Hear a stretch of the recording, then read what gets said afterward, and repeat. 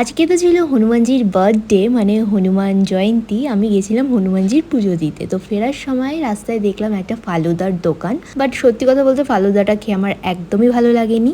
দেন আবারও আমি চলে এসেছি বজরংবলী মন্দিরে। তো তোমরা নিশ্চয়ই ভাবছো আমি তো বললাম পুজো দেওয়া হয়ে গেছে, তো আবারও কেন?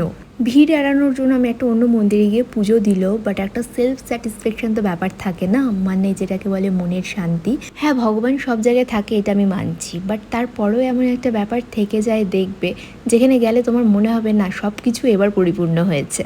সেই টানে আমি চলে এসেছি। তো আসার পরে দেখলাম প্রচুর মানুষজনের ভিড়, পুজো দেওয়ার লাইন মন্দির থেকে ছাড়িয়ে রাস্তা পর্যন্ত চলে গেছে। আজকে হনুমান জয়ন্তীর কারণে মন্দিরটাও কি সুন্দর করে সাজানো হয়েছে দেখো। হনুমানজি যে সমস্ত জিনিস খেতে ভালোবাসেন, ফ্রুট, ড্রাই ফ্রুট সবকিছু ঝুলিয়ে রাখা হয়েছে। দেন আমি চলে এসেছিলাম কুপন কাটতে প্রসাদ নেবো বলে। আশ্চর্যের বিষয়, আমি কুপন নেওয়ার পরে মাইকে অ্যানাউন্স করে দেওয়া হয়েছে এরপর আর কাউকে কুপন দেওয়া হবে না। জয় বজরংবলী, জয় শ্রীরাম।